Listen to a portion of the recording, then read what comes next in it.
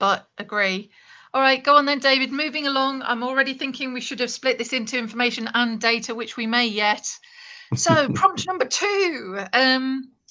So, do you send information or do you share it? So, big in chapter 6, we talk about send, usually where we've got poor data sources. So it's fragmented, it's duplicated, it's siloed, it's reworked. Somebody has to interpret something. I've worked far too many places where we've just got multiple spreadsheets that are held together by spit and duct tape, that we're relying on for important information. Or are we sharing data? So we've got a common source, a consistent understanding. So where are you? Are you emailing decks around everybody? Are you rebuilding the same numbers? How many versions of the truth does your organization have? This is a question about information maturity, isn't it? Are you manufacturing information for particular meetings, or is your organization orchestrated such that it can just pull a dashboard from the data warehouse that you've built between you? And how good is that data? Because if it's, if you've got Power BI just pulling together your ropey spreadsheets, actually, is that much better? Question. Okay, I think Ashok was first. Thank, thank you. Um, I would say you're sharing information at any time. If they want the information, they should be able to dip into it at any time. Okay, so there's no need to say here's the information. Yeah, but for a meeting of any kind, the specific, then you need to send that. So you might say you might have a portal that has all the information, but then you might create a bullet point of all the things, yeah, that they need to be aware of, yeah, when you send it. And I'm talking about more about the senior people. Senior directors, they haven't got much time. They need to be spoon fed on the things that you want them to know and understand. So is that question framed around that, or is it generic data? If it's generic data, it should be up to date. It should be now data that's shared. I think your briefing and your prompt has to be personalized. But I guess it's where we're getting information from. Are we allowing people to come to meetings that have basically pulled together spreadsheets with data from a source nobody else understands, or are we looking to share information such that we understand where it's come from and what it's all about? Just to answer Yeah. that. Sorry, Chris, you had your hand up next.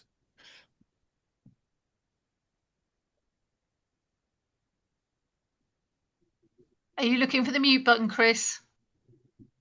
No, I wasn't, because I didn't spot the red bit. So yeah, black mark to me.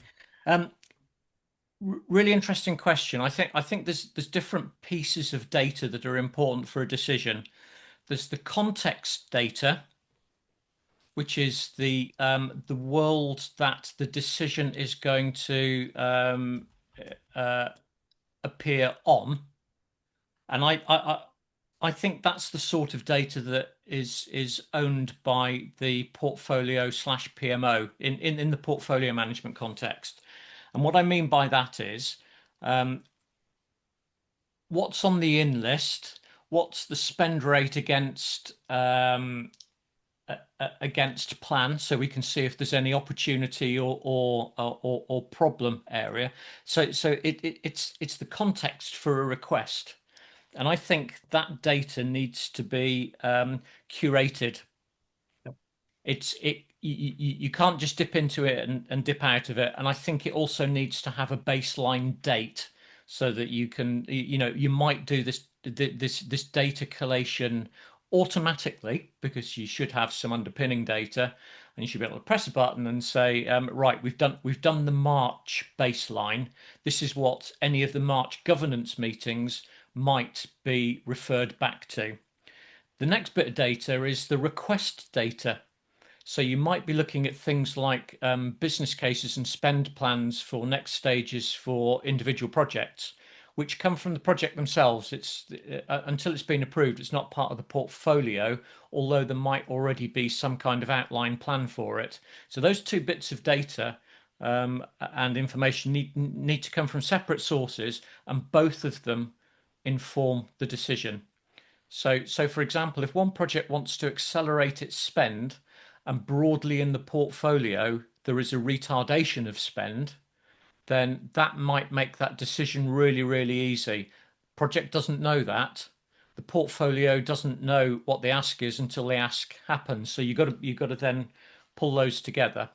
But to come back on in fact, totally different point that Ashok raised.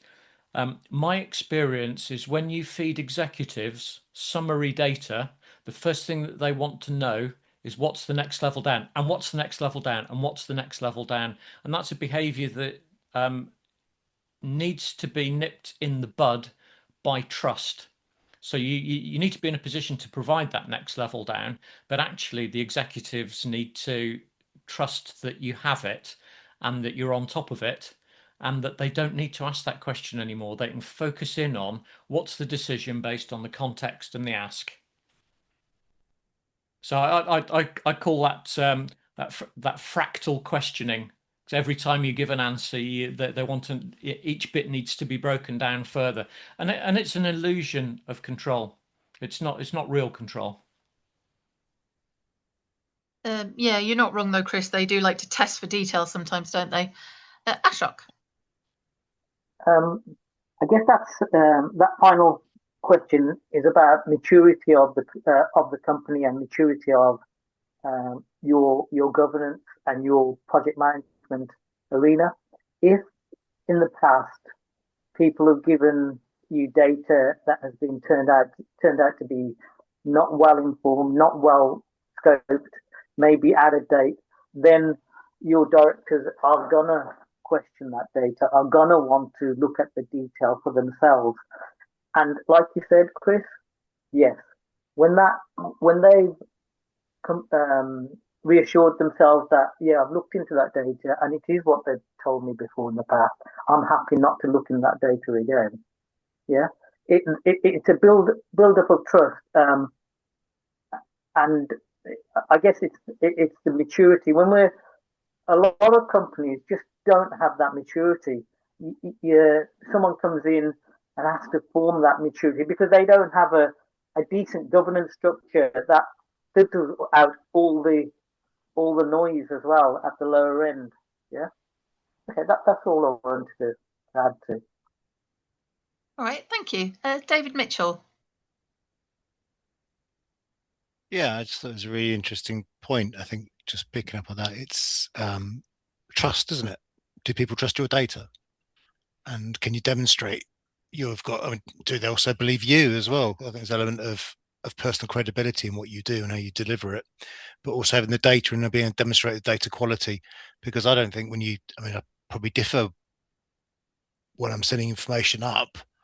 I generally don't get any pushback on, let's say, the lower level data. They don't have time for that. They trust me, or they have the experience of that, and I'm taking accountability for it. So I think there's that element of being a person that's that filter of the data to the governance is really important, and having that credibility. And I think just get back to the question as well. Do I email decks around? I'm putting one together now on the other screen, to be honest. So yes, I do. Hands up. And I'm probably always going to do an element of that for two reasons, which is something you need to consider is if I'm pulling data directly. So some people are they'll put their Power BI directly up into and try and run a meeting through it, I think, which is great. But I've certainly had an experience of that where someone's added a huge risk, which is now blown out, and we spend all the time questioning the data. So I want to be the person that's going to curate that data and control what goes up. So control the conversation. I use that data. So I want to, that's kind of the key things behind actually emailing decks around rather than showing raw data. I want to curate that. I want to use that intelligently to drive a conversation. And if I start throwing raw data up, which shows, some weird numbers being put in somewhere and I've missed that, that will impact my credibility and the credibility of the program. So hence that's why I use static data, always trying to make it relevant and soon and quick and collated. But I think that's one of the questions I kind of read on there is, am I sending decks around? Yes, I do. Yeah, well, we'll do to a great realistic extent, actually, to be fair. I do think there's a couple of more points to this, to be fair, though. So one is, I didn't really want us to spend our time today discussing the difference between information and data, but I think we can absolutely accept that there is an element of taking data and then turning it into a story, which is where your emailing your decks potentially do come in, because you're being very selective in the data that you're harvesting and you're using it to tell a very particular story in a very particular way. That's turning your data into information, isn't it? It's that story element, the context element to it that makes it that. And actually, there is an element of trust that we have to remember. Certain regulatory regimes in particular, actually, you do have a responsibility and a duty to query data, at least from time to time, just to assure yourself that that it is right. So unless you have a good mechanism for doing that, yeah, as David's put in there, trust needs assurance, trust but verify. What assurance do you have over your data? It's not always as good as it should be. In fact, sometimes it can be quite frighteningly poor. So few thoughts there. Alex. Well, David's evidently reading my mind, because I was going to say that your organization needs to trust its data, so it has to have assurance of its data. So that's important. But it also needs to be able to trust the information, the story that flows from that data. And you need both of those things. My experience is that there will be some board directors who always want the ability to drill down on the data. So somebody else mentioned it. You have a dashboard, you can go in, you can drill down, you have your golden thread or whatever you call it. I've always thought that was a very important key component of Big. But I also understand that decks tend to be a snapshot in time. And for that snapshot in time, you write a story around it. Whereas if you're looking at today's data or last week's data and there's been a blip, people jump up and down because they're not looking at it proportionately. They're just looking at one little blip instead of the big picture. Right, that's my two penneth over and done with. Thanks, Alex. Yeah, no, the sort of time context of data is important, isn't it? Chris. Yeah, I just wanted to relay a little story from my last but one client, and it was in scientific publishing. And you kind of think that when you get a scientific paper that there's a logical flow through from the abstract, the need, the methods, the results, the discussion, and then the conclusion. And what's become really, really clear in scientific papers over the last few years, and especially where they've been funded by industry rather than by government, the flow through from data and results through to conclusions is absolutely no longer a foregone conclusion. And the end result is that people who are relying on scientific papers can't rely on them on the basis that the conclusions are probably preordained by the people that are paying for it. This is absolutely serious, David. Yeah, no, I know. So the research company that I worked into was Wiley Research Publications, they're churning out journals and papers like you wouldn't believe. The amount of retractions when people have gone in and actually looked at the conclusion versus the data and said, hang on, this is totally compromised. I think they've withdrawn the year I was working for them, they withdrew over 600 challenged papers where lay people had that's a significant amount. And if you think about how scientific papers that they only need to be quoted or referenced a couple of times and they become fact whether they are or not. And this is going right the way back to AI. If you feed AI with junk, it will perpetuate and amplify that junk such that it becomes the common knowledge which actually is no longer correct. And this is, same applies in organizations, in portfolios. that story has got to have provenance all the way through. You've got to be able to trace it back to the data. And if you can't do that, and this is where assurance comes in, and this is where internal audit really, really helps you. You should be able to get a flow through which gives you the confidence that A, the research was done well, or that the business case is in good shape, and it has assumptions that are real, and actually somebody's done the sums right and not skewed the whole answer to the point that it's political as opposed to logical. Not just scientific papers, Chris, is it? It's any aspect of business life. That's where I think the analogy works really well. It's that word, provenance. You've got information you might put together to make a point. It's got to have provenance. And where's that from? You've got to be able to trust the source. You really do. And it's not a case of me standing up and asking my boss to trust me that I've done that correctly. The system that I'm part of needs to be effective, and that trust is implicit rather than personal relationship focused. That's my view. It's not just trusting the source, it's trusting the processing and the science and the algorithms and the political interference. So the data could be right, but the conclusion could be compromised. I like your assurance angle on that as well, Chris, because I'm no expert, but my understanding, at least part this is because we do less peer review than we used to, for example, which would be a form of assurance.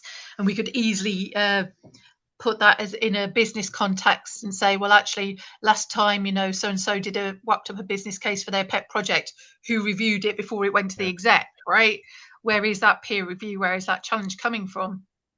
And is the three lines of defense model still appropriate on the basis that there's a lot of overlap, but with the overlap comes the gaps as well? So you kid yourself that you've got 3 lines of defense and you actually don't.